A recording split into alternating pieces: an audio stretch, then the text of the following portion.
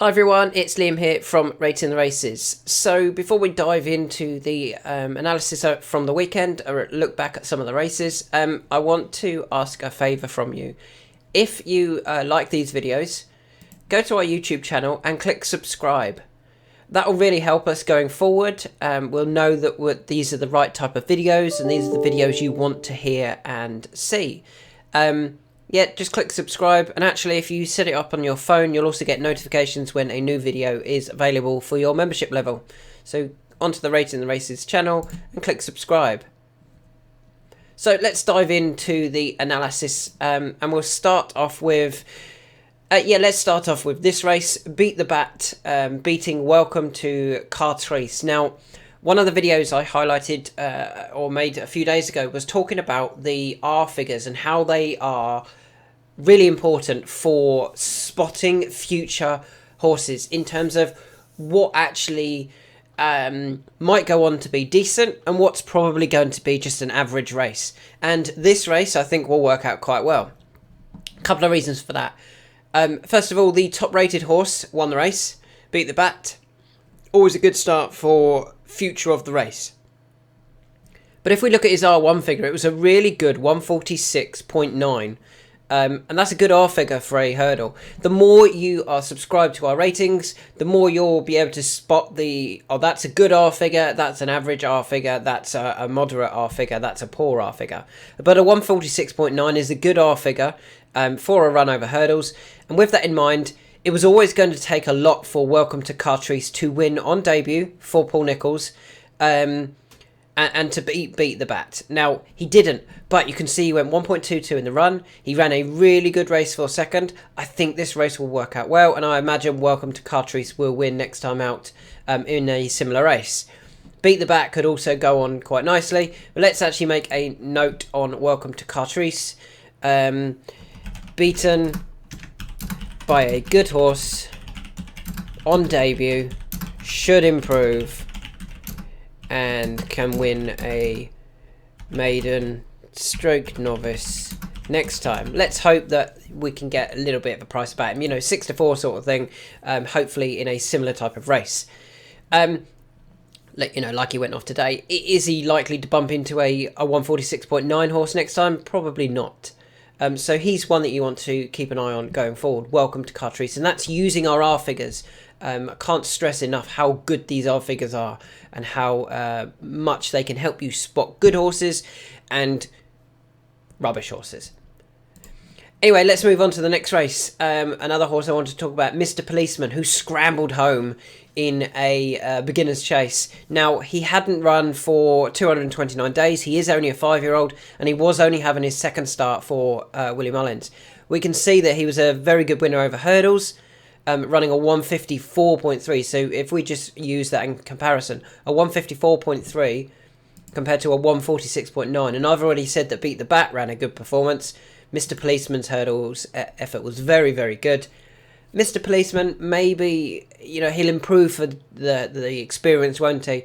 And he did get up to win. He did battle back and win. So you can't totally scrub him off as being, he should be beating these by a long way. With that in mind, though, maybe Further Brazil, when he goes into handicaps, could be interesting. It was his first run over fences as well. Was it Pinkerton's, or had he had a run? No, Pinkerton had a couple, at least one at Fairy House. So the front two are probably interesting going forward. Further Brazil obviously is likely to be aimed at handicaps down the line. Mr. Policeman, that was a more than just about satisfactory run over fences for his first run. Dody the Great, another top-rated winner. This was great to see the horse Dody the Great win, particularly after 746 days off the track. I think this needs marking up, and he'd already actually ran a 154.3 when winning at Kempton. There was nothing wrong with this effort at all from Dody the Great, and he clearly retains a lot of his ability. If he ran that 154.3, he was always going to win this race. Look at the form of In the Waterside. Not great, the R figures in comparison to that 154.3. I don't think he's ran to 154.3, but you're not expecting him to after 746 days off the track. So that was a good performance from him, and you would be hopeful that he can go onto bigger and better things now. Jin Koka, obviously we highlighted him for the Great Wood Hurdle last week. Didn't run in the end. Came to this moderate race at Ascot and did win, beating favd. Now favd obviously had won a county hurdle not that long ago. Well, that was 3 runs ago now for favd. Both of those will probably be aimed at the county hurdle again, but Jin Koka having won, we'll have to see what he goes up in the handicap tomorrow as to whether we're interested in him going forward. That might just affect his chances of a handicap later on this season. One horse that didn't win that I still want to give a chance to is T Clipper. Now, he finished second to Hold That Taut, who made all the running, got away from him. T Clipper couldn't quite run him down. Now, the interesting thing about T Clipper is it was 5 runs ago now. 5 runs ago, he finished 6th at Cheltenham over 3 Mile 1 in the race that is working out probably the best at the Cheltenham Festival, I would guess. I'm just trying to think off the top of my head. So he was beaten by... Who won the race? Correct Rambler. Correct Rambler's obviously won a Grand National. He was also beaten by Fast or Slow, who's since won 2 Grade 1s. In third was Monbeg Genius, who is favourite for the, or should be favourite for the Coral Gold Cup, the Hennessy. I'm still going to call it the Hennessy. Fourth was the Goffer, who wants a drop in trip. Fifth was Oscar Elite, who I think has sadly passed away. And sixth was T Clipper. Now, with that, bearing that in mind, that was really strong form. You know, those front 5 were all good animals. And T Clipper's dropping in a handicap. It'd be interesting to see what the handicapper does here after this run at Ascot. If he drops him, again, another couple of pound, keep an eye on him returning to Cheltenham before the Cheltenham Festival. So if he turned up at the Cheltenham Festival, he's likely to find there's a few that are stronger stayers, better handicapped, improvers, unexposed types in the Ultima. However, before that, there'll be races over 3 Mile at Cheltenham, and they're the races that he could be targeted at now. And he's definitely one of interest still going forward. It was really interesting to see how many people napped him in the nap competition. 12 people went for him, and you were all, including myself, and he was a little bit unlucky there. Was he unlucky? Not really. He was just beaten by a better ride on Hold That Taut. Charlie Deutsch gave him a perfect ride from the front. But yeah, definitely keep an eye on T Clipper with a Cheltenham race in mind. Maybe not the Cheltenham Festival, but before that.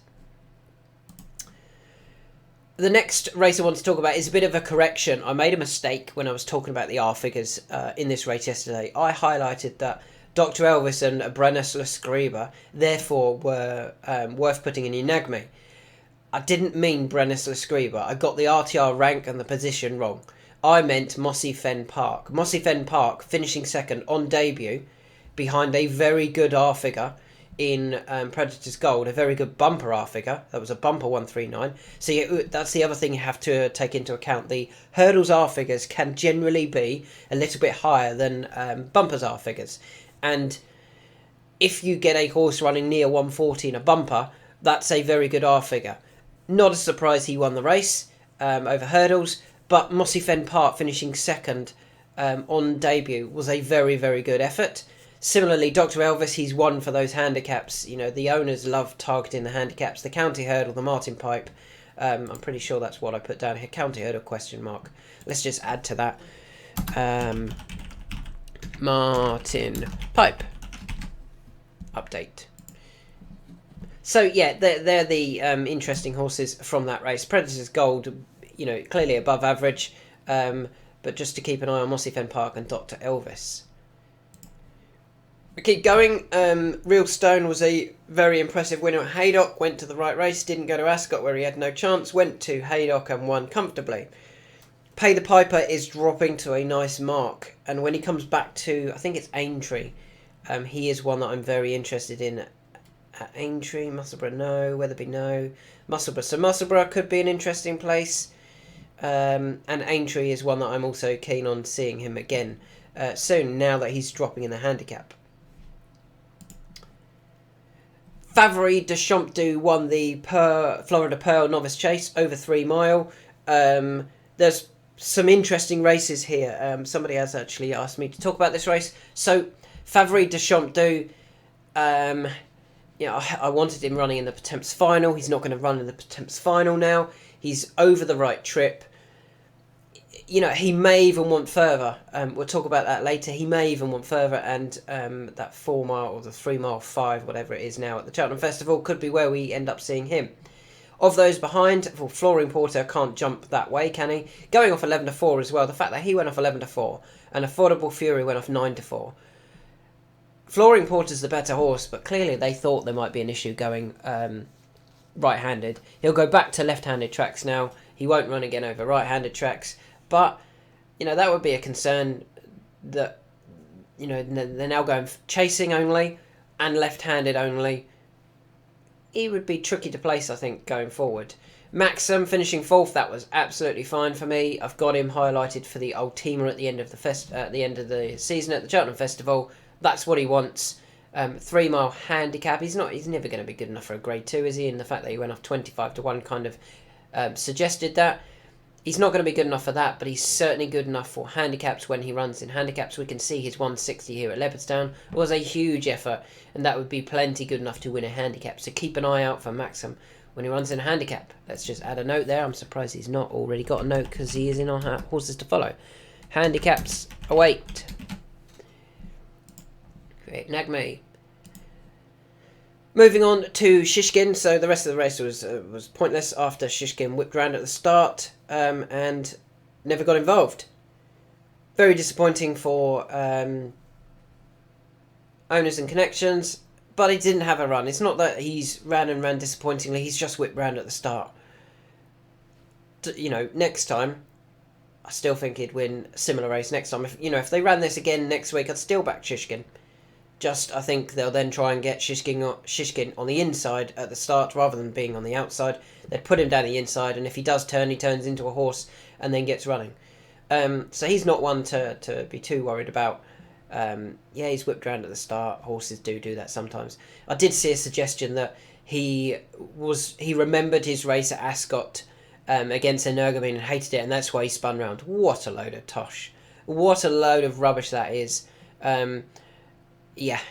Nothing to do with that at all. Haydock. So Grey Dawning was a good winner. Interestingly, so Gaillard de Menil got beat here, and people will start crabbing that form. Gaillard de Menil was last seen in the Grand National over 4 mile 2, and the time before that he ran over 3 mile 5. This was 2 mile 5. This was a whole mile shorter than that race, and a mile and 7 shorter than the Grand National. He didn't have the speed for this. Totally, this was a perfectly satisfactory run on his return for Gaillard de Menil. Apple Away didn't jump amazingly, and probably just disappointed a little bit. Maybe they didn't need to be going for this type of race on her return. Maybe they should have gone for that mare's chase on her return. Blukin Daru was one of our bets this weekend, and was great to see him win. Totally justifying Paul and Harry's decision to go to Ascot. They had 4 winners. Brave Man's Game didn't win. Maybe Brave Man's Game ran at Haydock because the owners wanted him to, and not because Paul wanted him to. Maybe Paul had said he's not ready, and with that in mind, he went, well, I'm not sending Harry to ride him then. Harry can come to Ascot. We'll have a few winners at Ascot. You can pick a jockey. They picked Daryl Jacob. Obviously, Daryl Jacob has ridden a lot of horses for those owners, and he got beat. So totally justified, and well done to Harry Cobden for not falling foul of having to ride the best horse in the yard. Blukin Daru is obviously going to go up significantly in the handicap. The others, Theatre Glory is a good handicapper. That's the one I would be interested in handicaps, depending on what they do with the handicap mark. But I just think all of these are going to be difficult to place. Blukin Daru is the only one interesting going forward because he is only a 4-year-old. He's only a 4-year-old. We'll move on to the 3 mile handicap hurdle, the feature handicap on the day at Haydock, and the interesting horse in the race is Crambo. So he's actually beaten all the English horses. It's just the Irish that have beaten him again. I thought he was given a really poor ride. I thought he was given far too much to do. He then switched inside, turning into the straight. They just they should have just stuck him down the outside and kept going down the outside. A bit of a disappointing effort from the jockey, to be honest. So the owners suggested he's had a bet on him already for the Stayers Hurdle, and you could totally understand why. He should have won that race, in my opinion. And at Cheltenham, if that race had been at Cheltenham, he would have won it. Does that kind of give them an incentive to run in the Pertemps final instead of the Stayers Hurdle? Is he Grade 1 class? We'll find out next time. I imagine we'll see him in a Grade 1, probably, is it the Cleve Hurdle at Cheltenham, to see whether he's good enough for that. If he's not, then we might see him in something like the Heroes Handicap at Sandown, which is also a qualifier for the Pertemps final. You could win that, it's worth 50 odd grand to the winner, and then go for the Pertemps final. That's probably the best option, and maybe that'll happen after the Cleve Hurdle. I think the Cleve Hurdle's before in January. So that's where I think we'll see Crambo. Of those in behind, I was quite happy with the run of Bold Endeavour. He's run a good race. Obviously, I want him to go over fences now. And hopefully, the fact he's now been beaten again, he's finished second, third, fifth now in handicap hurdles, good handicaps, probably shows there's not a lot of work in his handicap mark over hurdles. But over fences, I think he's a better horse over fences, and there's still more to come from Bold Endeavour. That 3 mile Coral Trophy at Kempton, over, as I said, over 3 mile. It's an easy 3 mile, and I think that'll really suit Bold Endeavour. So that's where I hope we see him soon. So hopefully he'll be up over fences, and Crambo, it'd be interesting to see what they do with him. Stateman, very impressive winner of the Morgiana.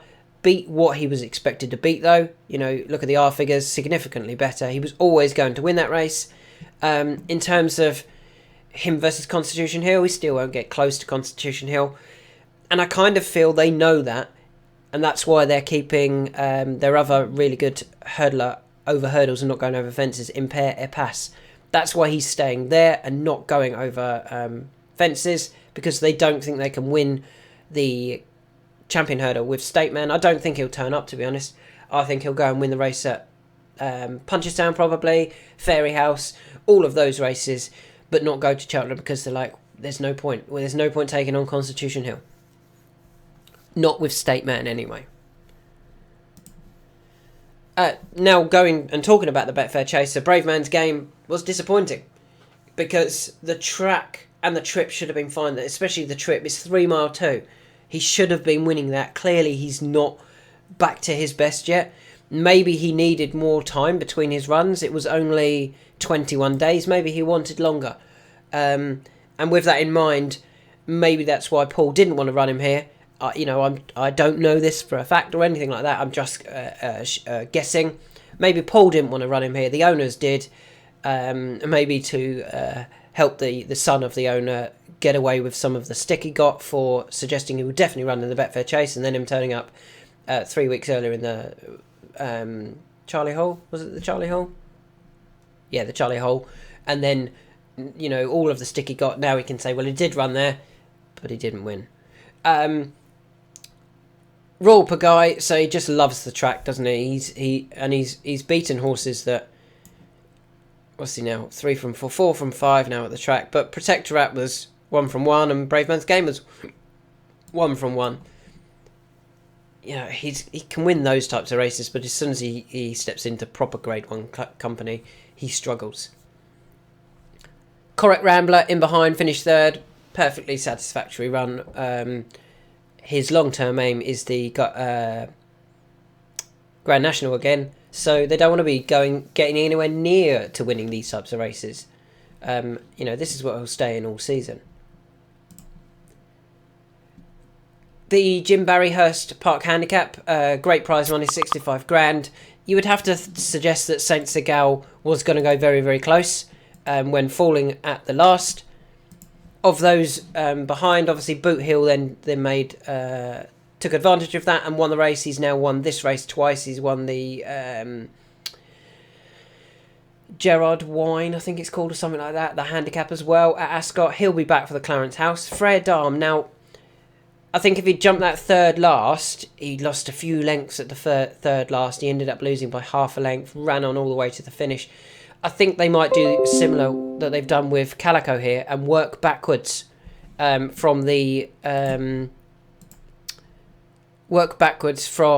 the Grand Annual. And he's one I'm definitely interested in. I think we might see him in the 2 mile handicap.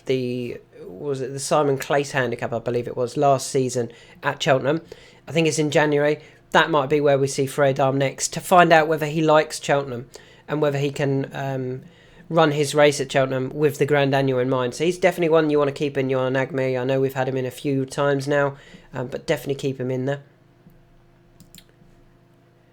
Another one I highlighted in a previous video, Dirty Den, you want to add to your Nagme. I thought he beat a very good horse in Dodge Along. That's a good R figure for a bumper. Dirty Den beat him, so I think can go on to better things there. Then we move on to Sunday, and a few races I want to talk about on Sunday. So the first one is Tactical Affair winning a maiden hurdle, beating Enola. Enola was 4th. They're the type of horses you've always got to be wary of these types of horses. So Enola, and just move on to another one. Staffordshire Knot. These owners are really good getting their horses to handicaps off good marks. Obviously, we can remember Stateman in the County Hurdle. We had Pied Piper, Colonel Mustard for the other owners. They're the races that they target. If they get beat, you kind of have to remember them. So he went off 7-4, or she went off 7-4 favourite Enola. Probably going to be aimed at a handicap now. And Staffordshire Knot. So Staffordshire Knot went off a big price on debut in a maiden hurdle, where the right 2 horses finished in front of him or her. Gordon Elliott. It's Pied Piper route, isn't it? That's how you get to the County Hurdle with Staffordshire Knot. Clearly, not a lot was expected yesterday in terms of winning the race. Went off 12-1, but I do think there'll be more to come from Staffordshire Knot. So he's also made my Nagme, as will Enola. Keep an eye on handicaps. Now, I know it's difficult or harder for mares and fillies and mares to win handicaps, but she is one that I am interested in. I'm gonna give the ratings a bit of a shout out here. Tully Hill yesterday went off 1-8. No, sorry. Yeah, 1-8, 1.11, 1.14 on the exchanges. Why? Look at the R figures. Shannon Royale had achieved a 124.1. Tully Hill a 121.3. There was not a lot between them at all. Our ratings suggested Shannon Royale might win it. Not by far, but I mean those odds were ridiculous at the start. 4s a 1-8 and 7s on the exchanges. They were mental. Hopefully a few people used our ratings and spotted that Tully Hill was a very, very bad price.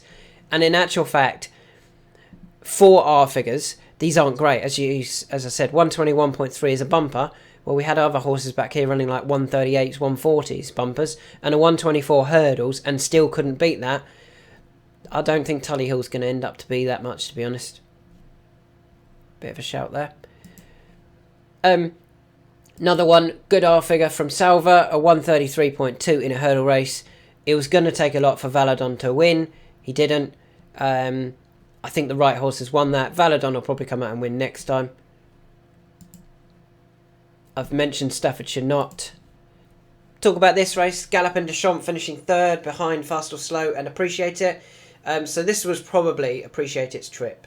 2.5 miler. Now, I think he could have done with 2 mile going forward. This 2.5 mile at this stage of his career is probably his trip. Fast or Slow, I kind of feel this is close to his trip. It's not Galop and Deschamps' trip. Galop and Deschamps won a Gold Cup over the 3 mile 2. This is 2 mile 3, not even 2 mile 4. You know, in terms of his run versus Brave Man's Game, Brave Man's Game had the right trip in both the Charlie Hall, pretty close to the right trip in the Charlie Hall and in the Betfair Chase, and he's got beaten both. Galop and Deschamps had one run over 2.5 mile, or just short of 2.5 mile. Nowhere near his trip. If that had been over 3 mile, and he disappointed and got beaten to third, then you could kind of say, okay, that maybe wasn't quite as good as we was hoping, but you still give them one more run because it's his seasonal return. This run, you completely ignore it. It was his seasonal return over a trip way too short. Nothing wrong with that run at all from Galopin Des Champs. He'll be back up in trip next time for a 3-mile Grade 1 in Ireland, and he'll win it. And the final horse I do want to talk about, again, looking at these bumper figures. So there was a good bumper figure from The Passing Wife. Again, went off quite a nice price considering. Prendre Garde Trois went off 5 to 6, odds on favourite. They obviously expected a lot from Prendre Garde Trois. Didn't win here, but got beat by a horse that had had a good R figure. That's going to work out okay. Can certainly win a bumper next time.